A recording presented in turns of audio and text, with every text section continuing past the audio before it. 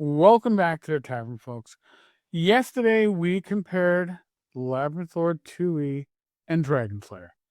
Two OSR games swinging for the fences in certainly different ways. And that video sparked a lot of comments. Some of you are Labyrinth Lord 2e purists, some are DragonSlayer converts, some just want to know, Tenkar, why not run a hybrid? Well, today, that's what we're going to do. I'm breaking down 10 things I would absolutely steal from both Labyrinth Lord 2e and DragonSlayer for use in any OSR style campaign. Whether you're running BX, OSC, Swords and Wizardry, your own Franken clone, it doesn't matter. Let's mix and match some OSR goodness. Now, look, this isn't about saying one game is better than the other or better than the rest.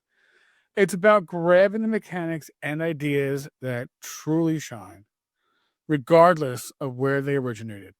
OSR gaming has always been about tinkering and kit bashing, hacking, cannibalizing good content. And if you watched yesterday's video, you already know. Labyrinth Lord 2e brings BX's clean procedures, while DragonSlayer brings a crunchier AD&D inspired set of options.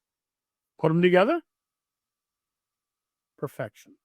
A damn fine campaign. So let's go down the list. Number 10. Labyrinth Lord 2e's clean reaction roll and morale flow. Classic BX, perfectly presented. This keeps encounters from becoming auto combat and pushes emergent play. And we know how much I stressed emergent play on this channel.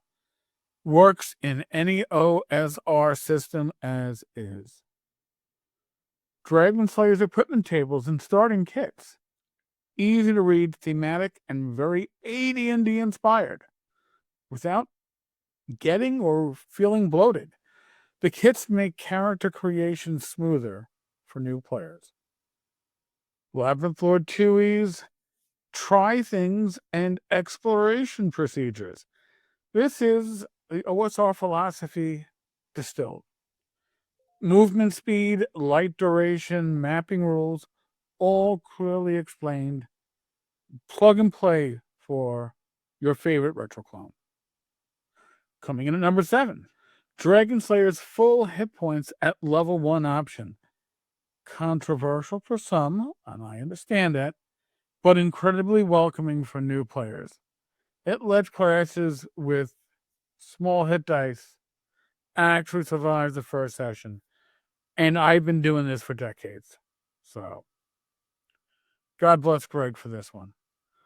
Labyrinth Lord 2e's Sapient Swords. Alignment damage, motivations, willpower contests. Yes, please. These are flavorful and extremely OSR, and strangely enough, remind me much of 1E. Works beautifully in any campaign aiming for weird fantasy.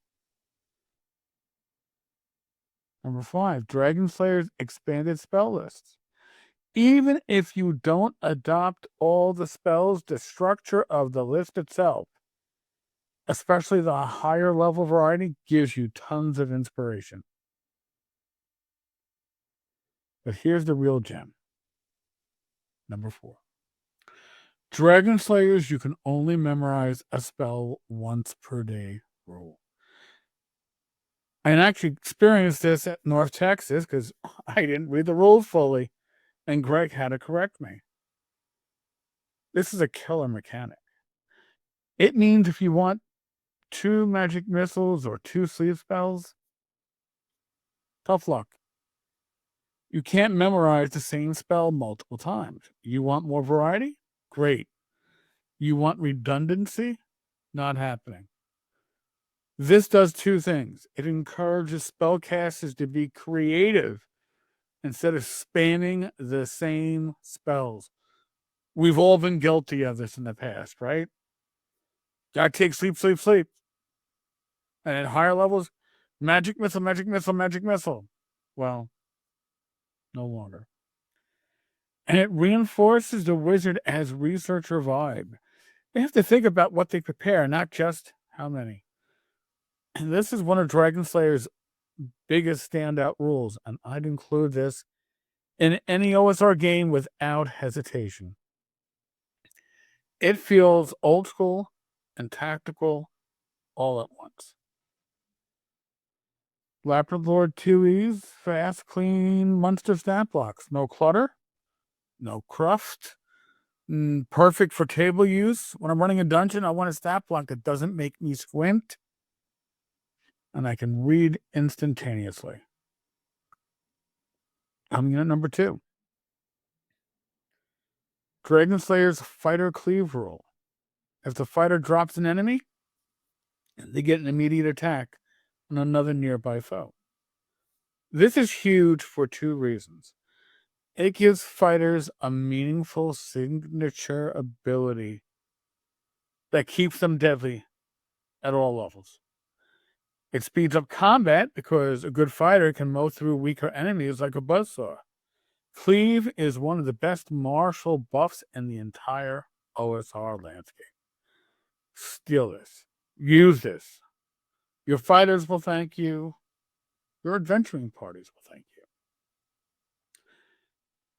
Last, not least, Labyrinth Lord 2E's referee advice and table culture sections. Everything from mapping tips to running wilderness to managing retainers. Stuff that we were covering over the last couple of weeks. Labyrinth Lord 2E writes it in a friendly, accessible style that's perfect for new referees and a good refresher for veterans. It's the secret sauce that makes Labyrinth Lord 2E easy to run.